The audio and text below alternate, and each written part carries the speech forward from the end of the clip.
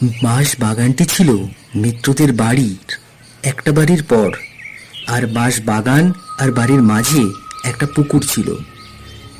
পুকুরটি বিশেষ কেউ ব্যবহার করে না, তাই পুকুরে বড় বড় কচুরিপানা আর সবুজ শৈবালে এমনভাবে ভরে আছে যে পুকুরের জল প্রায় দেখাই যায় না। আর পুকুরটির আশেপাশে নানা রকম গাছ, লতাপাতা, শাকসবজি, আগাছা পুরো ভরে আছে। আর এই পুকুরটির ওপারেই রয়েছে বাঁশ বাগানটি। বাঁশ বাগানটি এত বড় আর ঘন যে দিনের বেলাতেই বাঁশ বাগানের ভিতরে কিছুই দেখা যায় না।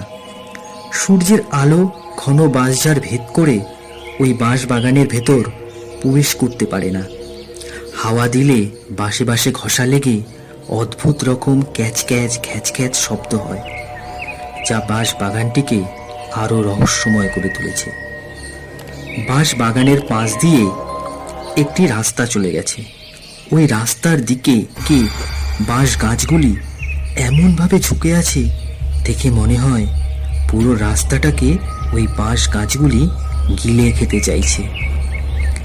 বাঁশ বাগানটির পাশ দিয়ে গেলে দিনের বেলাতেই গা ছমছম করে। ওই বাঁশ বাগানটি এত দুর্ভেদ্য ও রহস্যময় হয়ে ওঠার কারণ আছে। ওই বাঁশ বাগান থেকে কেউ বাঁশ কাটে না, গ্রামের প্রয়োজনেও না। গ্রামবাসীদের ধারণা ওই বাগানটিতে ভূত থাকে। গ্রামের কেউ অপঘাতে মারা গেলে কিংবা স্বর্গে যেতে না পারলে প্রেত হয়ে ওই বাঁশ বাগানে আশ্রয় নেয়, কিংবা কারো স্বর্গে যেতে দেরি হলে যতদিন না স্বর্গে যাচ্ছে ততদিন ওই বাঁশ বাগানে আশ্রয় নিয়ে থাকে। গ্রামবাসীদের ধারণা যদি বাঁশ কাটলে এখানকার ভূতেরা রেগে যায়, তাই এখানকার বাঁশ গাছে কেউ হাত দেয় না। তাই বাঁশ বাগানটি কলেবরে বেড়ে প্রকাণ্ড আকার ধারণ করেছে। ওই বাঁশ বাগানটি নিয়ে নানা রকম গুজব প্রচলিত আছে। কেউ কেউ বলে অমাবস্যা রাতে ওই বাঁশ বাগানে ভূতেদের জলসা বসে। সারা রাত উৎকট ও বিকট স্বরে নানা রকম গান বাজনা চলে। অনেকেই নাকি ওই উৎকট ও বিকট স্বরে গান বাজনা রাতে শুনেছে। আবার নাকি ভূতেদের সভাও বসে। তবে এই সবই শোনা কথা, কেউ কখনো দেখেছে বলে মনে হয় না। ওই বাঁশ বাগানটি মানুষ এড়িয়েই চলে। খুব প্রয়োজন ছাড়া বাঁশ বাগানের ভিতরে কেউ প্রবেশ করে না। আর সন্ধ্যের পরে তো ভুলেও কেউ ওই বাঁশ বাগানের কথা মুখেও আনে না। তবে বাঁশ বাগানের পাশ দিয়ে যে রাস্তাটি চলে গেছে, মানুষের ইচ্ছে না থাকা সত্ত্বেও দিনে রাতে ওই রাস্তাটি ব্যবহার করতে হয়। গ্রাম থেকে বড় রাস্তায় যাবার দ্বিতীয় কোনো রাস্তা নেই। এই গ্রামের শেষের দিকে অবিনাশ সামন্তের বাড়ি। অবিনাশের জামা কাপড়ের ব্যবসা আছে। অবিনাশ এখানে তার পরিবার নিয়ে থাকে। তার পরিবারে তার স্ত্রী ও একটি ছেলে আছে। ব্যবসা করে তার ভালোভাবেই দিন চলে যায়।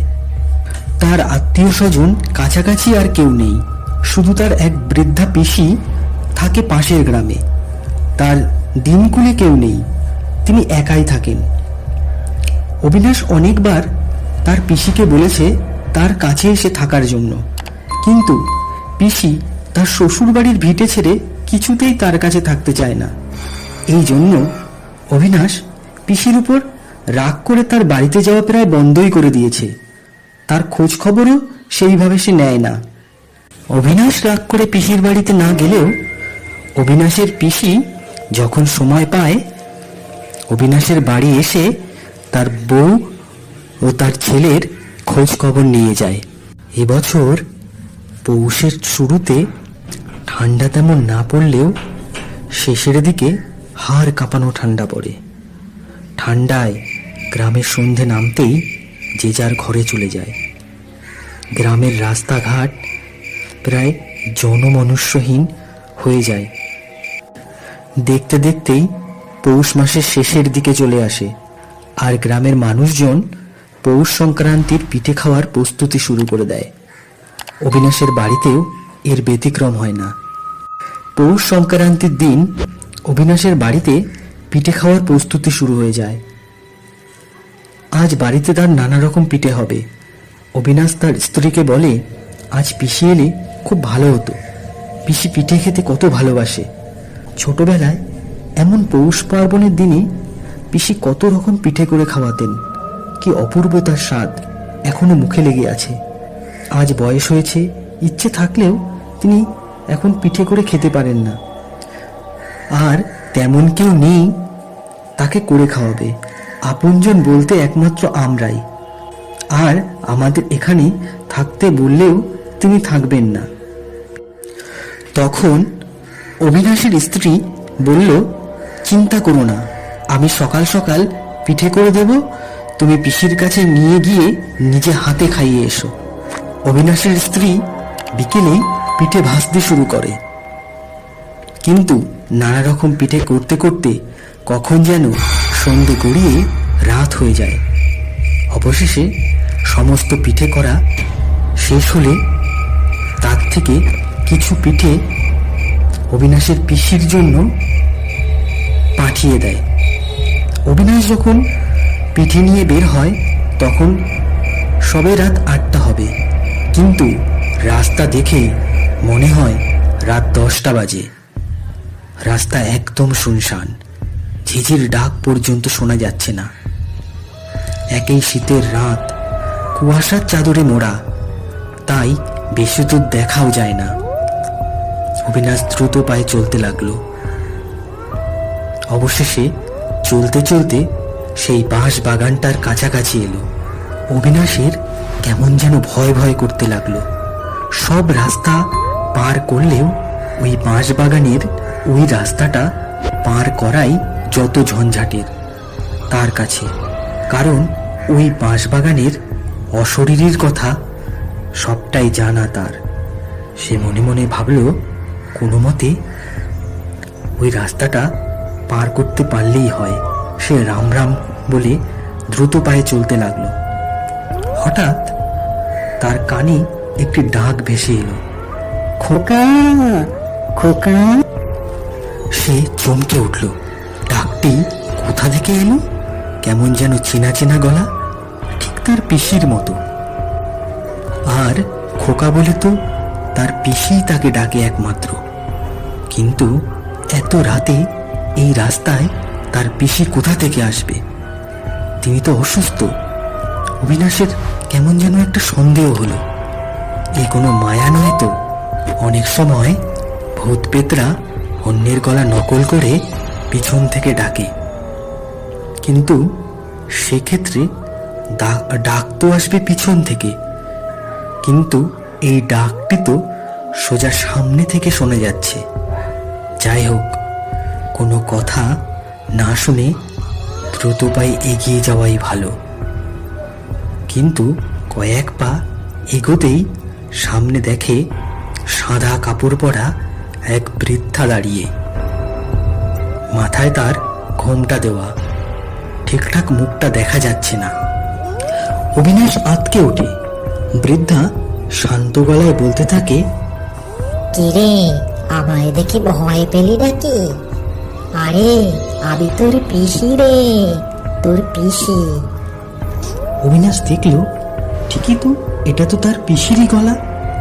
বৃদ্ধার মুখটা না দেখা গেলেও তার গলার স্বর আর দেহের গরম দেখে বুঝতে পারল এটা তার পিসি ছাড়া কেউ না।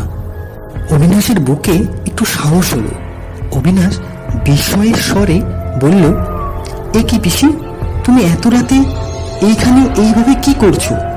তার পিসি হাসি হাসি মুখ করে বলল, তোর জন্যই তো অপেক্ষা করছিলাম। আমি জানতাম তুই ঠিকই আমার জন্য পিঠে নিয়ে আসবি। আমি তা কি জানি না তুই আমায় কত ভালোবাসিস। আমার বাড়ির পুরোটা যেতে তোর কত কষ্ট হবে তা কি আমি জানি না? তাই তো আমি দাঁড়িয়ে আছি। অবিনাশ রাগ করে বলল, কিন্তু তাই বলে তুমি অসুস্থ শরীর নিয়ে এতটা রাস্তায় এসে দাঁড়িয়ে থাকবে? তখন তার পিসি হাসতে হাসতে বলল, অসুখ অসুখ আবার কোথায় আবার, তা তো সেরে গেছে। দেখছিস না কেমন দিব্যি দাঁড়িয়ে আছি, আর কথা বাড়াস নে। কই বৌমা কেমন পিঠে করেছে, দে তো দেখি, একটু খেয়ে দেখি।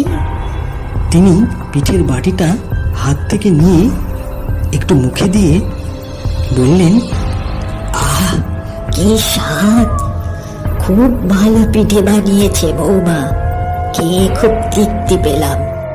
তারপর অবিনাশকে পিসি বলে, এখন তুই বাড়ি যা, অনেক রাত হলো, আমাকেও তো যেতে হবে। অবিনাশ বলল, না, তুমি আমার সঙ্গে চলো, আজ রাতটা আমার বাড়িতে থেকে যাও, কাল আমি তোমায় নিজে গিয়ে বাড়ি দিয়ে আসবো। পিসি বলল, তা হয় না রে, আমার বাড়িতে অনেক কাজ আছে। অবিনাশ বলল, তোমার এবার কিসের কাজ? তার পিসি হাসতে হাসতে বলল, তুই বুঝবি না। এই কথা বলে তার পিসি হাঁটা লাগালো।